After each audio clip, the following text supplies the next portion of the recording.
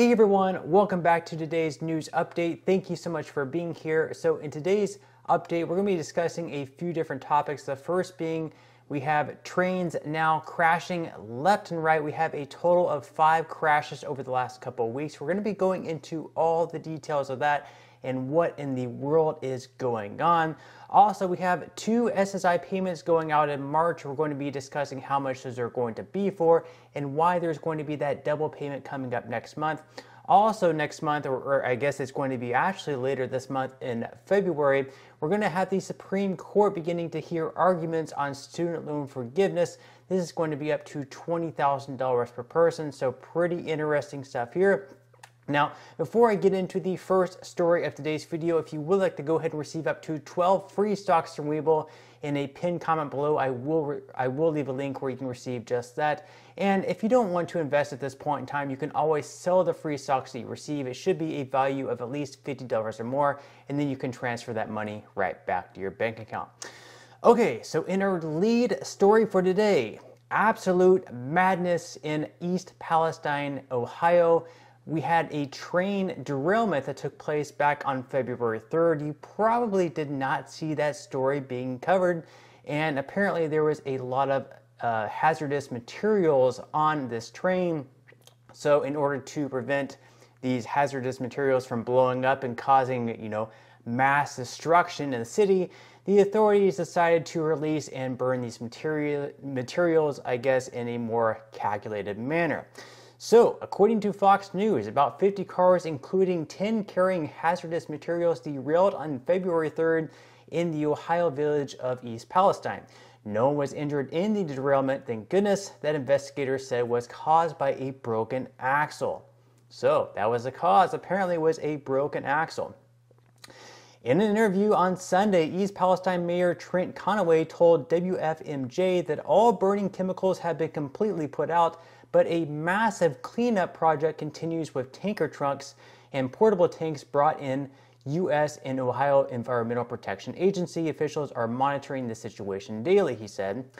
He said, quote, "The reason for no press conference is right now it's a slow process. We're trying to be upfront with people," Conaway said. "I think it's going to take a very long time to recover from this." Now, remember this statement. He said there's no reason for a press conference right now, but we're going to get into a video later where it shows some people trying to cover the story, but yet they're being arrested.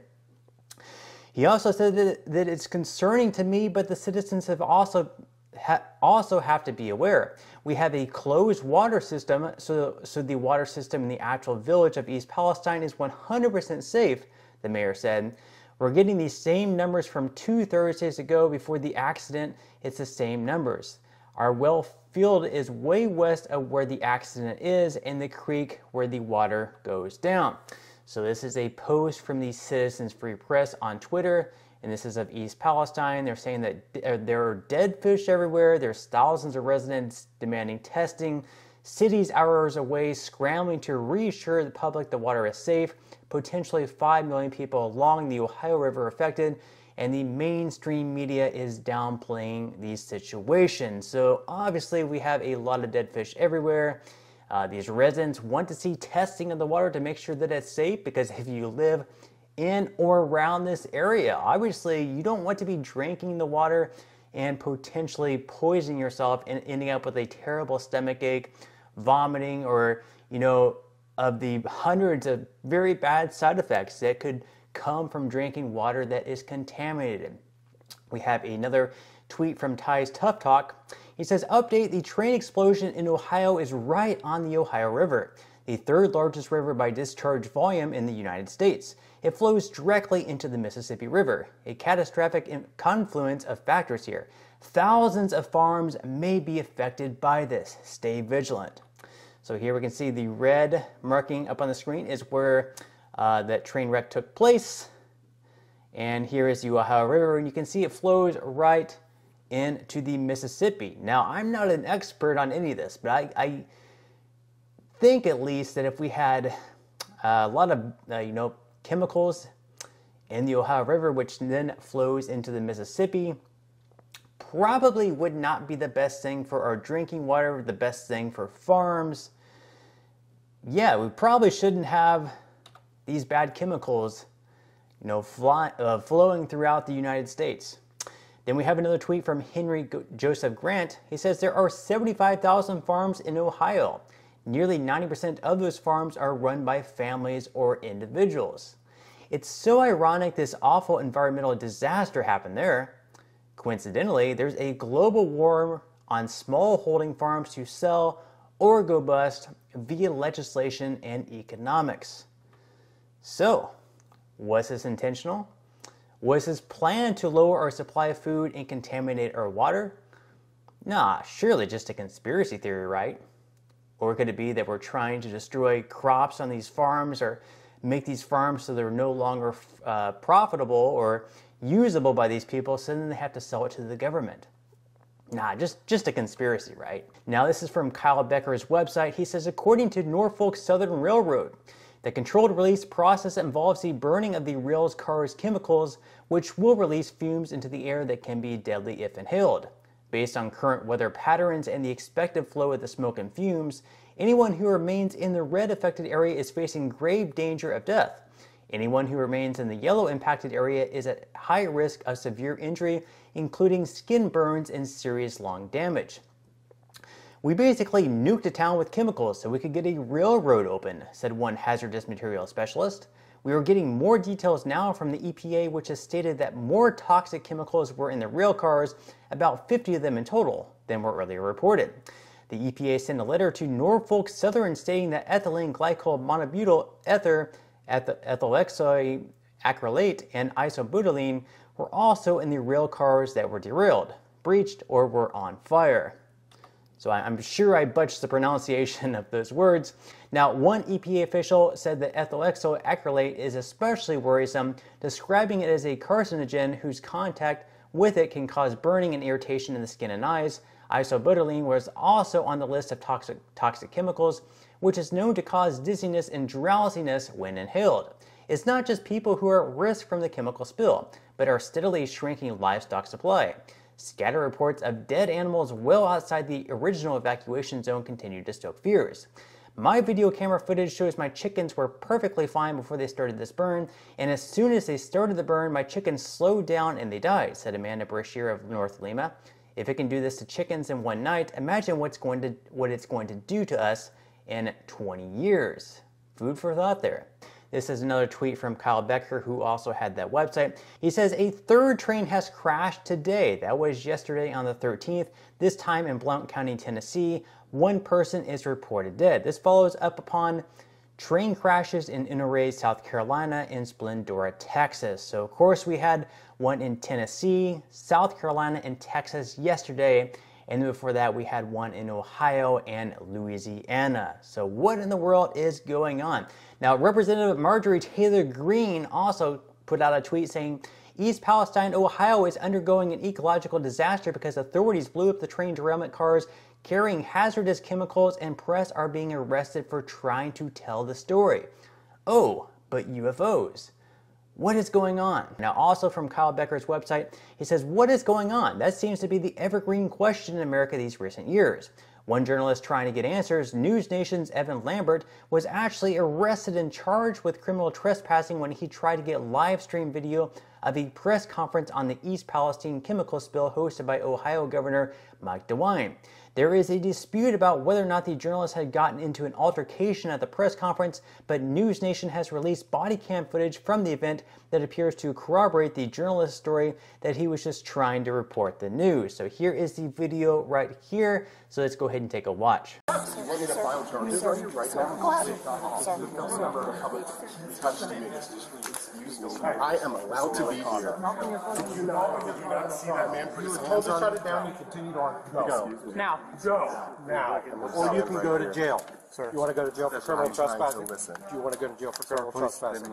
Do you understand? You know how quickly our lawyers will get me out? I don't care. Sir, can we talk? I don't care. Let's talk outside. Go. Let's talk outside. Come out the doors. Out the doors. Out the doors. By other media right here. I'm going to listen. I don't care. You're going to walk out the door. I'm going to listen. You're going to walk out the door. Do not touch me. Sir, can we talk outside, please? I am trying to listen. Outside, please. And he escalated with me. I am doing my job. This is covered by the First Amendment. Excuse me, sir. I'm the building supervisor here. Please leave. There you have it. You're going to stand outside, or you're going to jail. Let's go. Let's go. Come on, out. Out. Yeah, you're under arrest. Under arrest. Fred, oh, sir. Oh my God! You guys, this is bad. Stop. I am on the ground. What are you trying to do? Okay, Stop resisting! Stop this! Oh my God! Stop! You won't get this. This is so bad. Put your leg on your back. Lay flat. Lay flat, please. You guys, he's a national correspondent. You cannot do this. I'm a reporter with News Nation. It's all being recorded right now. I hope it is. Excessive force because you can't talk to people about doing their jobs. This is what it's like to be a black reporter in 2023. So it could be that he was arrested for trying to carry this story, something that they did not want him to do. They did not want journalists in there covering the story for other Americans to find out about it. Or perhaps maybe he was doing something before the cameras turned on and that caused his arrest. Again, I really don't know, but something interesting to take a look at. Now, other than that, of course, we have from the Washington Examiner, Social Security update. Here's why recipients will get 2 SSI direct payments in the month of March. So usually, of course, you just get 1 payment. It's on the 1st of every month. So in February, we had the payments on February 1st going out, and there's just 1 payment in the month of February. But next month in the month of March, there's going to be 2 payments. So the first one is going to be on March 1st, and then there's going to be another one at the end of the month. So the month of March will see Social Security retirement recipients get 2 payments, though they typically receive a single payment every month. The double payments are being issued to recipients in March due to the following month, April, starting on a Saturday. On months when the first day of the month begins on either a weekend or a holiday, the Social Security Administration gives recipients a second payment in the previous month that will be paid on the month's last business day, according to the SSA.